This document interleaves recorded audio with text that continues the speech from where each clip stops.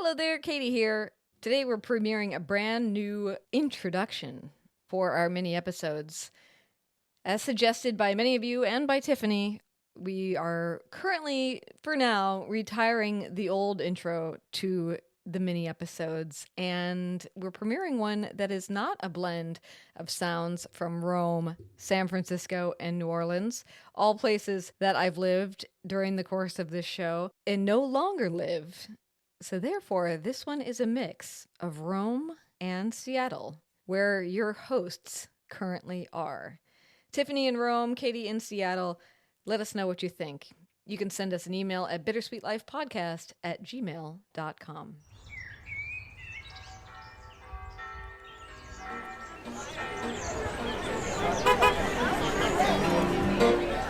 Introdurre il denaro o la tessera. Hello, I'm Katie Sewell, and this is A Bittersweet Moment with Tiffany Parks.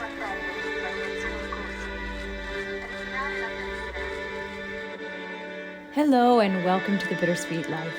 I'm Tiffany Parks, and this is your midweek Bittersweet Moment. So as you know, if you are regularly listening to this show, the past couple of weeks, Katie and I have been talking all about journals. But the subject we've really been considering is what to do with those journals when years and years have passed and your stack of old journals is getting bigger and bigger, and do you just toss them? We've had a lot of interesting conversations about this, so make sure you go back and listen to Monday's episode, diving into the past through letters and journals, and the previous Monday's episode, where we sort of kicked off this journal talk. Now, as promised on Monday's episode, I have decided to read a few excerpts of my own journals. I'm literally blushing right now, okay? I know you can't see it, but I am blushing because I'm about to read a few excerpts of my private journals live on air. On Monday's episode, Katie read me an excerpt from a letter that I wrote to her in September of 2004, which was the month that I moved to Italy. It really was a stark reminder of how miserable I was the first few weeks and months that I lived in Italy. And it's not that I want to dwell on the fact that I was so incredibly homesick, a fish out of water, didn't know what to do with myself, didn't know how to make any money, didn't know where to live, hated the people I was living with. But what I do want to do is give people out there who are moving abroad, have just moved abroad, or want to move abroad but are scared, or want to move abroad and think that everything is going to be easy, a peek into my experience. And as Katie mentioned, when we started this podcast, I had been an expat for 10 years. I was very settled. I was very comfortable here. But that was not always the case. And so some of these journal entries, like the letter Katie read on Monday, really do show the difficulty that I was in. But I got over it and I persevered. And now I couldn't be happier living in Rome. And I've been here for almost 2 decades. So without further ado, I thought it would be fun to read the very, very first journal entry, or at least a bit of it, the very first day I moved to Rome, the day that I got off the plane, 22nd of September, 2004. Here I am. Oh God, here I am. I am, for all intents and purposes, living in Rome. That is, I have no plans as yet to return to America. And I'm sure I can quite safely say that I have never been so miserable in all of my life. There, I've written it. At least I'm not lying to myself. That would have been impossible anyway. Part of me wants to back up, to relate the whole story. Part of me wants to write about what I'm feeling in this moment. Whatever I choose, I'm positive that once again, this journal will become my lifeline, if for no other reason than I have no one else to talk to or to turn to. Oh God, I am so lonely, so unbearably lonely. I have never, ever been so homesick in my life. I know now why they call it homesickness, because I feel honestly sick, nauseous, weak. I do get hungry, but I cannot eat much, and I feel sick to my stomach afterward. I want my mother is one of my most frequent thoughts. This is me popping in here to say I was 27, I believe, when I was writing this. And here is an entry from the very next day. I'm going to try very, very hard not to cry as I write this. I am also writing very, very slowly. Oh God, what have I done? Why in the world did I ever choose to come here? More than anything in the world, I want to go home. Oh God, help me, please. I don't know what to do. I'm going to have to play some kind of mind game with myself. Otherwise, I'm going to die of grief or get on the next plane back to Boston. I have never, ever in my life been so depressed or so unhappy before. Never have I felt so alone, so hopeless. I feel there is no way I will ever survive here. God, now I'm crying. And I tried so hard not to. How could this have happened? How could I not have predicted I would feel this way? A few weeks before I left, I started to get a little scared for the first time. I ignored the feeling, but on the plane, it suddenly hit me. What the... Okay, what the bleep am I doing? What was I thinking? Get me out of here. I thought the feelings would pass, though. Instead, they've been growing steadily stronger, and I feel like I'd rather be dead than face whatever kind of life is waiting for me. I swear, if I had known in April how I would feel today, I would have stayed with my ex, done anything to stay with him, kept my jobs, my apartment, my love, my life. Now I see that I've bet my entire life and lost it. For what? To say I once lived in Rome? What a fool I am. This is making me laugh because, first of all, it's so dramatic. But secondly, I, until this moment, had no recollection of how I knew I was sad. I knew I was having a hard time. I knew that the people I was living with were making my life difficult.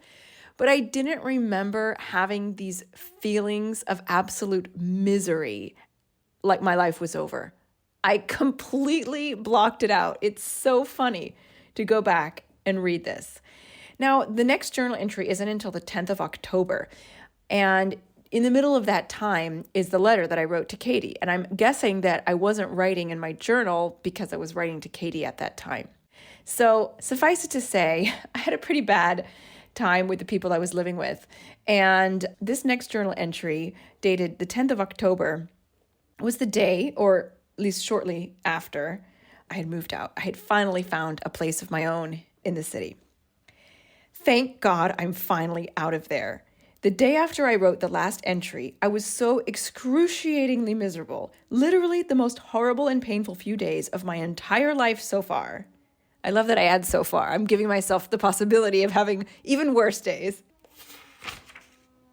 So where do I begin to explain all that has happened in the last 2 or 3 weeks when all I really want to do is explain and think about what I'm feeling right now? Or do I? Simple narratives are always so much easier. I've been living in this so-so apartment in Trastevere for about a week and a half now. Oh, Lord. Is that all it's been?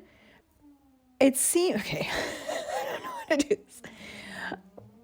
I just skimmed through the following journal entries, and it's not really very interesting to share.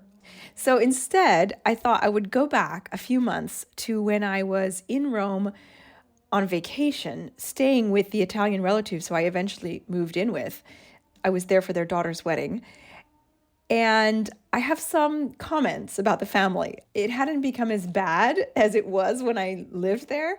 And so it was easier for me to write about it. I think that I just couldn't bear to write about it. That's why I think that it doesn't appear in any specifics about them.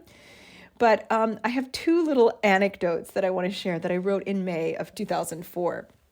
Which might give you a tiny inkling of why I had a hard time staying with these people. That's another thing. Why is it so freaking cold in this house? It's nearly 80 degrees outside every day. There is no air conditioning inside, not even one fan, and the house never seems to reach 62 degrees. I don't get it. How is it always so cold in there? I'm constantly shivering. When I come inside, I have to change my clothes, put on long pants, a sweater, socks, and shoes just to have lunch. At night, I sleep in sweats and socks with literally 7 blankets, and I'm still freezing. I don't even want to imagine what this place is like in the winter. That's also something that I had totally forgotten, how cold that house was. And this was May. And in another spot, which I can't find right now, the mother of the family used to make me put on socks when I went outside because she thought it would be too cold.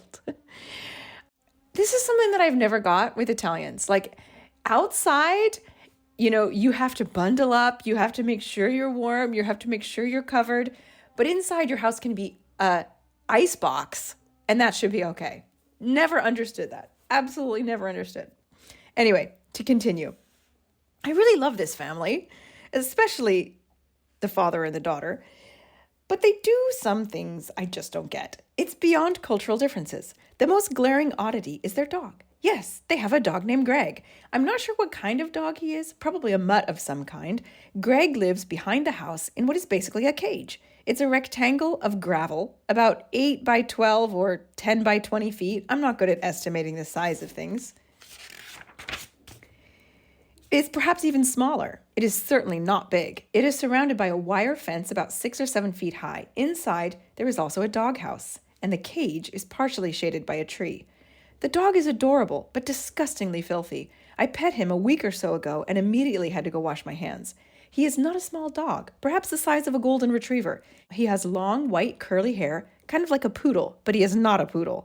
His hair has grown so long and matted that the poor thing can probably barely see. When I pet him, I couldn't even see his eyes.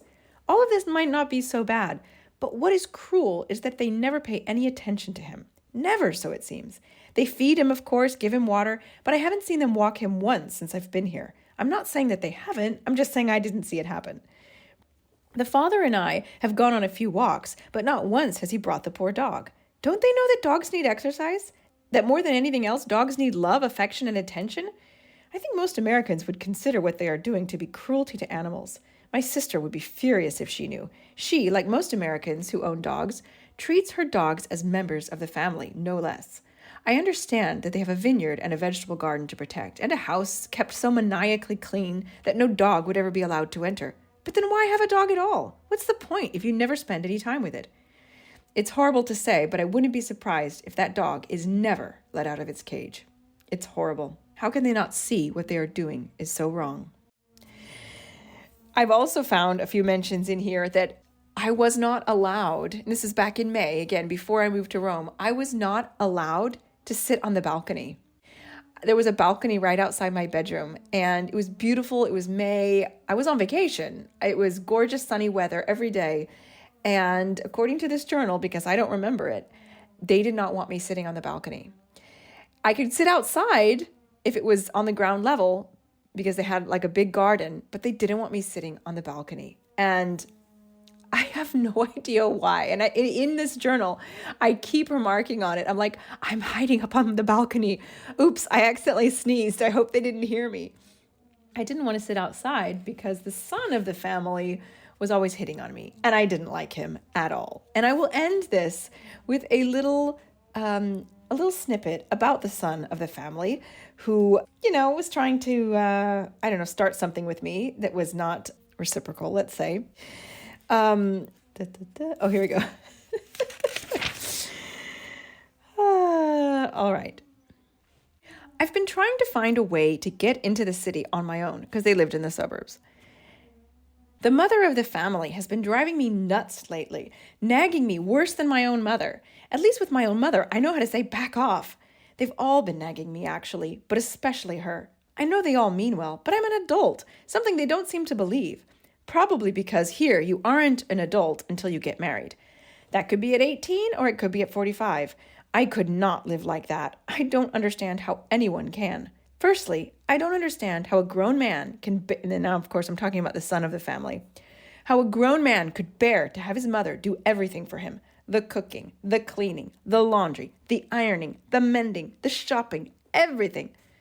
That grown man was, if I remember right, in his early 30s. But even more, I don't understand how a mother does not get fed up with washing her grown son's underwear day after day, year after year. What kind of a life is that? I'm glad I'm moving to Italy, but I'm also glad that I didn't grow up here. And if I ever fall in love with an Italian man, I must be sure not to marry him, and most definitely not to have any children. All right, I'm going to end it there. I will say that looking ahead to the end of this journal, which ended in the first week of January 2005, I did make a lot of progress. And by early January, I was much happier. I was much more settled. And I was not regretting my move and not wanting to move back to the States. But it did take a certain amount of perseverance and a certain amount of just gritting my teeth and getting through that hard time. I think it's easy to forget after many, many years and having a lot of friends now and being married and having such a settled life, it's easy to forget how difficult it is to move abroad, especially when you don't have any friends there, you don't have any connections there, you don't even have a job or a place to live. It is huge. And so anybody who is contemplating a move abroad or anybody who has recently moved abroad and is having a hard time, do not beat yourself up about it because it is not easy and it does get better. Thanks so much for listening to my silly little journal entries. Join us again. Bye. Katie here, swinging through one last time to tantalize you if you want to know more about the behind the scenes of what happened with that family, that horrible family, that father, that mother, that son, that dog. Join us over on Patreon, where Tiffany brings you a much more in-depth story of what that time was like. Hidden behind the paywall, where the wrong ears won't listen to it, you can join us there for as little as $5 a month, hear 2 bonus episodes every month, and get that behind-the-scenes picture of what that house was really like.